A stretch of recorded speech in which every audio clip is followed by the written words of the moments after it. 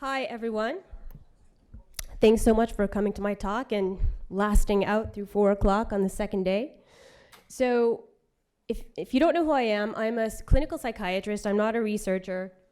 I have a tiny fingertip in academia. I do teach the Introduction to Psychiatry class, interviewing part at Harvard Medical School. I have a hobby, which is my blog, which is why I'm here, which is evolutionarypsychiatry.blogspot.com. And my disclosure is I am paid for my evolutionary psychiatry blog at Psychology Today online, but I don't have any research interests. I don't have stock that I'm aware of in pharmaceutical companies, et cetera. So I'm going to talk about what not to eat. And when I originally did my presentation for the brochure, it was supposed to be for 40 minutes, so I have 20. So I kind of cut back what we're going to talk about. But I just have a couple things to talk about, and if you have questions, I'm really interested in the research, and if I know about it, I'll let you know kind of all the latest stuff. So if you have a particular question about an anti-nutrient or something. We're going to start out with trans fats, which everybody know. I'm speaking to the choir here, but everybody knows that these are bad, but sort of describing why and how to kind of keep avoiding them even now. They're formed primarily from the partial hydrogenation of vegetable and seed oils in our standard American diet. The one on the top, more biochem, is linoleic acid, which is the primary omega-6 fatty acid in corn oil. And that does not look floppy, but in the real life, it's very, very floppy. And the bottom one is a saturated fat, stearic acid, which in the right configuration stays fairly rigid and stiff and has some nice properties in a membrane. The middle one is what happens if you take a polyunsaturated fatty acid and you inject hydrogen on it. And as you can see, it goes from these cis bonds, which are up there. Cis just means like that. They make like a little house, to a trans configuration, which is like this. And it looks a lot like the saturated fat. So it has nice properties for your Pillsbury biscuits and your crusts, and taking those heart-healthy vegetable oils and making them into nice, stiff margarine. But our bodies can tell the difference between stearic acid and the trans acid, and our bodies know that it's not supposed to look like that, and it screws up a lot of stuff. And it's also highly correlated, if it's in your membranes, with sudden cardiac death, which is not that common, but pretty dramatic when it happens. They're found in baked goods, fast food, margarine, commercial icings. Fortunately, in the US, finally, they got around to, the FDA came out and said that trans fats from industrial processes are unsafe at any level, and they started to make people label them. And at that point, the amount of trans fats in the food supply dropped precipitously. In 2008, California became the first state to ban restaurant chains. In some cities, such as Philadelphia, Baltimore, New York City, and Boston and Brookline, which I learned yesterday in the law presentation, they've also banned or severely restricted the use of trans fats in restaurants. But the caveat is some institutional foods, like the big vat of vegetable oil or margarine or whatever they might be sending to your school or your hospital or this, they're not required to label it. So you may still find significant amounts of trans fats in your restaurant foods. Some of these cities have that ban, but it's not true of the entire US. However, because I think of mostly the bans in the foods at your grocery store, or at least the forced labeling, the US population-wide sampling of at least male adults actually, showed a 58% decrease in the plasma levels of trans fatty acids between them measuring in 2000 and 2009. And this was in many, many states they measured this.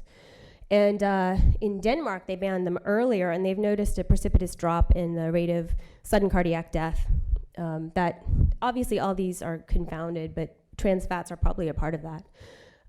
However, I know that some of us like to cheat every once in a while. I know I do. But I was alarmed when I found out there was kind of a big expose in February of this year about trans fats that are still available in the food. And I don't always, maybe you don't always read the labels. Some people always read the labels, but some of them, the Marie Callender's dessert pies, Pop Secret popcorn was a big offender here. Walmart stick margarine, Pillsbury biscuits, I used to love those when I was young.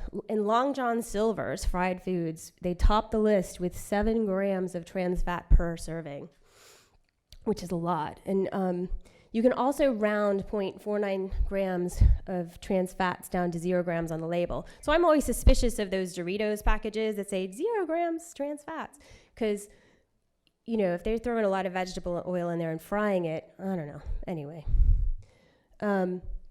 So what gets confusing, and what I did want to clear up for myself as well as everybody else, are these ruminant trans fats. It's actually a different trans fats. It's vaccinic acid, and it's the top one.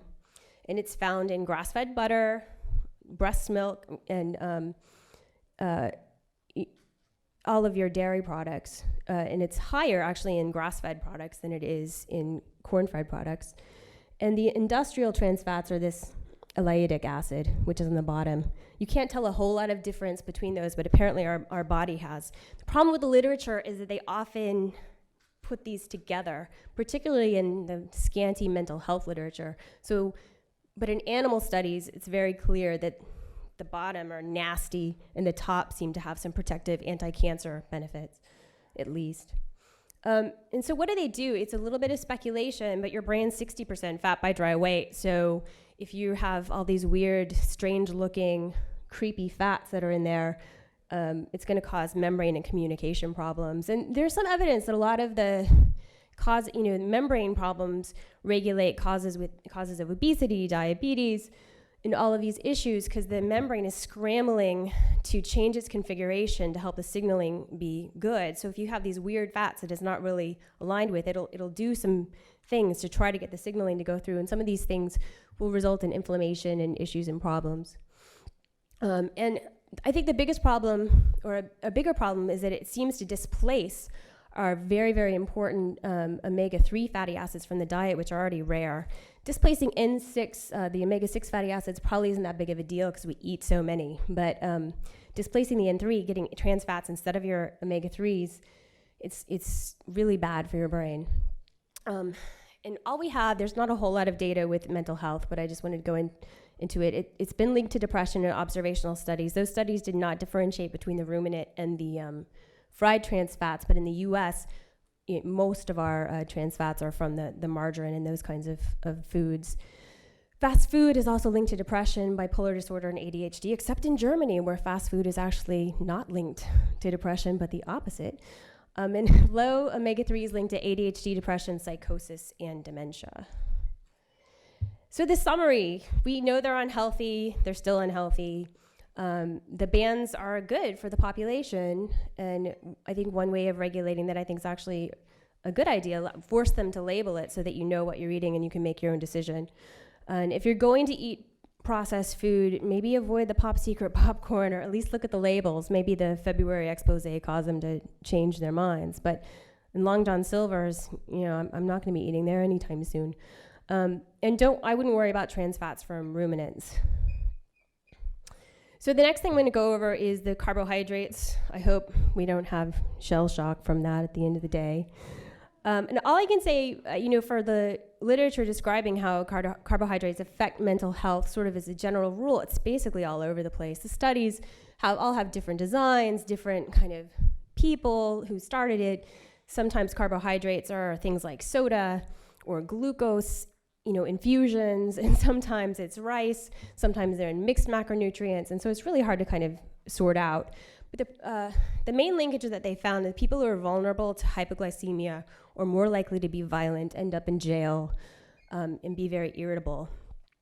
And caffeine and alcohol will exacerbate this blood sugar drop. So you get kind of a violent person, they fast all day, they go out to the bar, they have their Red Bull and vodka, 90 minutes later, they are being pulled to jail for a knife fight or whatever. And there's actually quite a bit of literature linking the violence angle. I was surprised by how much there was, and I'm wondering how many lawyers are going to start to do oral glucose tolerance tests on their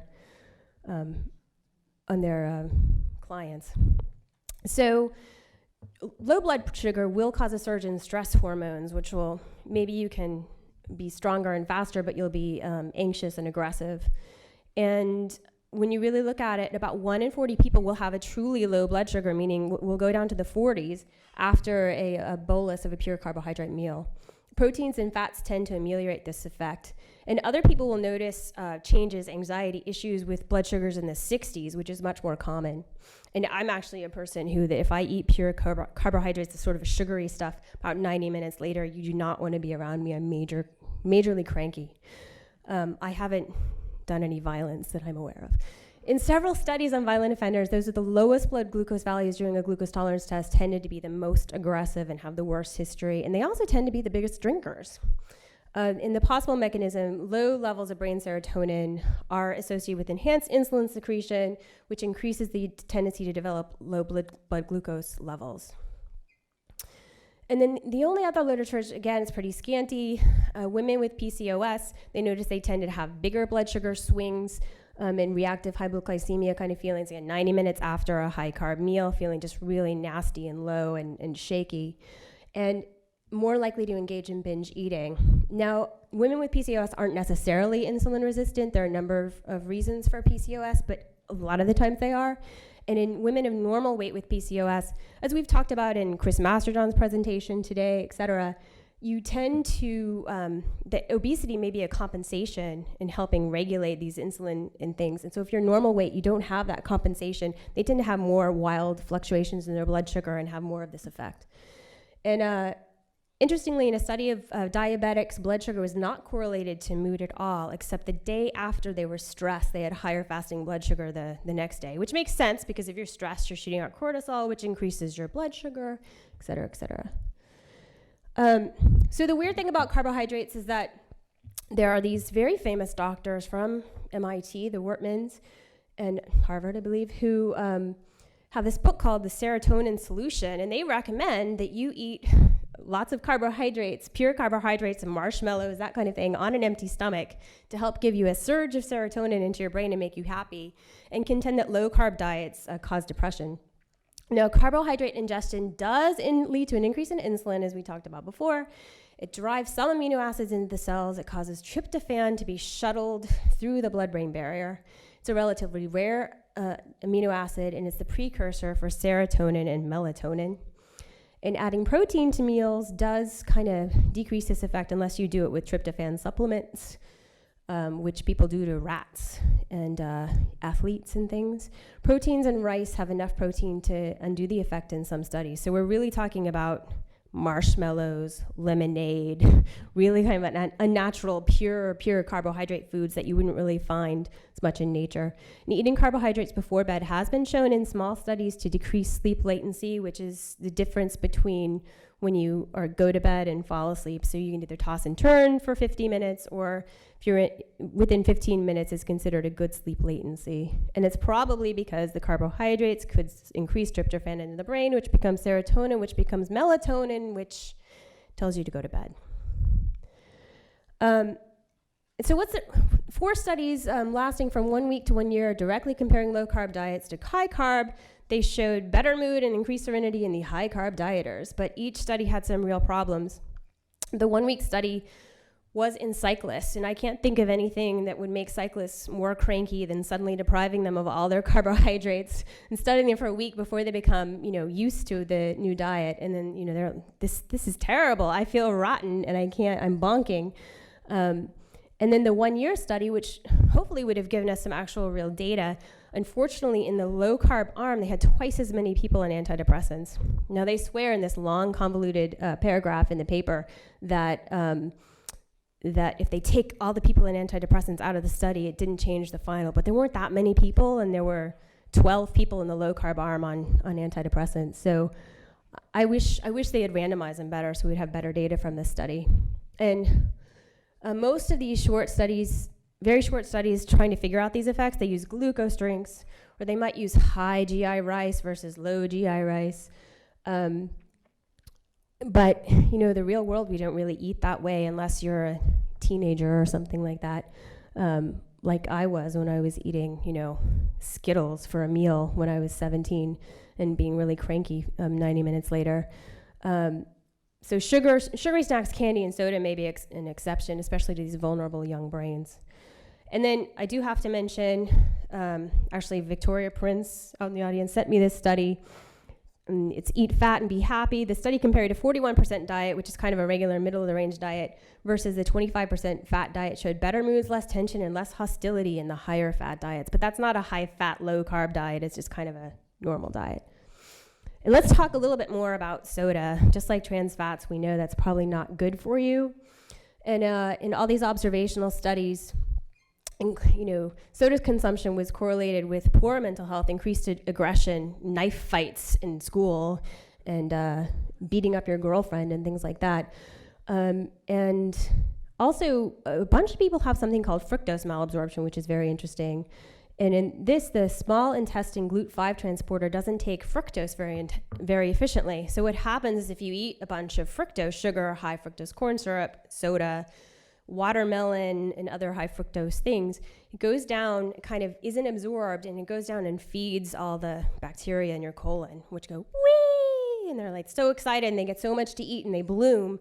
You can get kind of gas and kind of crampy and have some loose, watery stools. But it's also highly correlated with inflammation, low serotonin, and depression, which is interesting. And nobody knows about this. It's literally 30 to 50% of folks of Western or Central European ancestry and 15% of these in other ethnic backgrounds. In the US alone, that's, 60 million people, 30, it's tons of people. And the incidence of depression in the US is about 10 to 20% at any given time. So we're kind of overlapping these things. How many people don't drink soda or don't drink fruit juice at all? Maybe a lot of people in here, but so these high fructose and high sugar foods are going to be problematic, and many vegetables in the very sensitive and wheat products. Wheat actually does this too. Wheat has fructans, which they're cleaved off and they act the same way as they're digested, and they can feed the bacteria.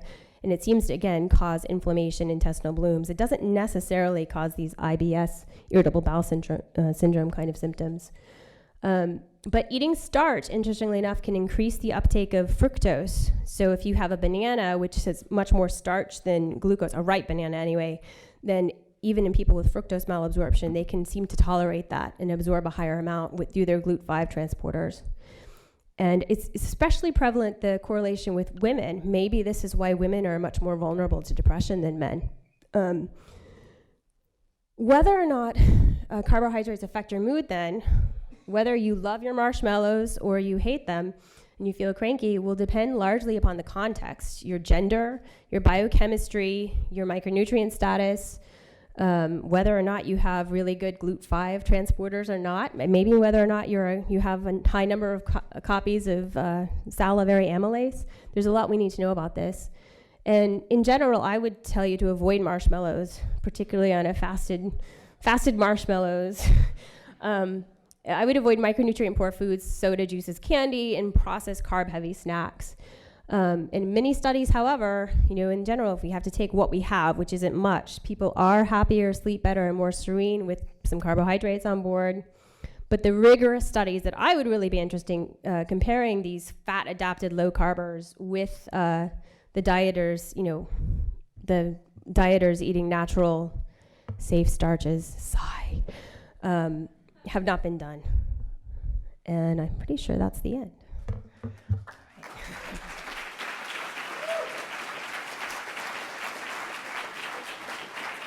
We have time for some questions, apparently. I've worn everybody out, it looks like.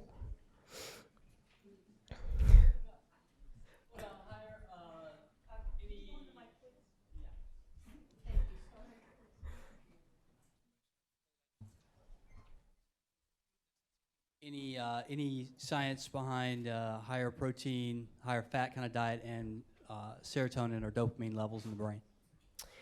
There were some studies there in young college men that did correlate tryptophan levels with they actually fed them lean cuisine with different rices, some of them low GI, some of them high GI. That's the only thing I'm aware of. And in rats, they can make them serotonin toxic to where they scratch themselves to the point where they have a deadly ulcerative disease with a high carb diet and tryptophan supplements. So I don't know if that answers your question, but yes? Emily, so let's say I get a typical 40-year-old woman that comes into my office. with mood issues, depression. Where do you start? What are kind of the basic steps that you could do? Well, if we're talking, I kind of try to make sure that they're not vitamin deficient. I really kind of take a full bore approach, really get a detailed psychiatric history. Obviously, if we're kind of talking about fructose malabsorption, if she has IBS symptoms, et cetera, you can do a test. It's actually fairly easy. A fasted test, you drink some fructose, and then you measure hydrogen, that expelled hydrogen in your breath. I'm not aware of anybody who does this except some GI docs. But in general, they will defer the testing and just say, stop eating like a jerk. Take out the soda, don't have juice all the time, and see if that improves your IBS symptoms. And they've done low fructose diets on people with fructose malabsorption, with depression. They found that clinically that their symptoms improved. So we do know from a randomized controlled trial that this can be an effective treatment for depression. However, it was just a very small trial in Germany. I'm not aware of anybody who knows about this. It could be millions and millions of people in the US. And so I'm excited about going out to, I'm going to speak at Grand Rounds and other places around Boston where people will be doing research. And so they might be interested in this, though it's not going to be funded by Coca-Cola. Does that answer? I would tell them, the first thing I do is say, especially if you have, high sugar diets and soda can cause the bacteria. I talk about the bacteria and blooming. It's kind of visual, and they're like, oh yeah, feels like they're, maybe it's not entirely accurate, but people like that. And I say, try taking it out for 2 weeks. No soda for 2 weeks, no fruit juice, no watermelon, and see if that helps. So some people will need the more fructan avoidance entirely diet, which is actually you have to avoid onions, garlic, Jerusalem artichokes. I don't know how many people eat those, but plus wheat products, things like bread that have high fructose corn syrup in them, things like that. So it can be pretty strict, but people have a lot of improvement if they have IBS and they're sensitive to the fructans and FODMAPs. Yeah. What sort of research have you seen on artificial sweeteners and serotonin and dopamine signaling? That's a great question, and unfortunately, though I've looked sometimes for that, but I haven't found it. It's hard to. I haven't found anything in humans. Do you know of any studies that will be done to talk about those artificial sweeteners and what they're doing to our brains, and if that's been maybe the cause of depression on low carb diets, or whether it was the low carb diets themselves? That's a great question, and I wish they would do the research. I don't know.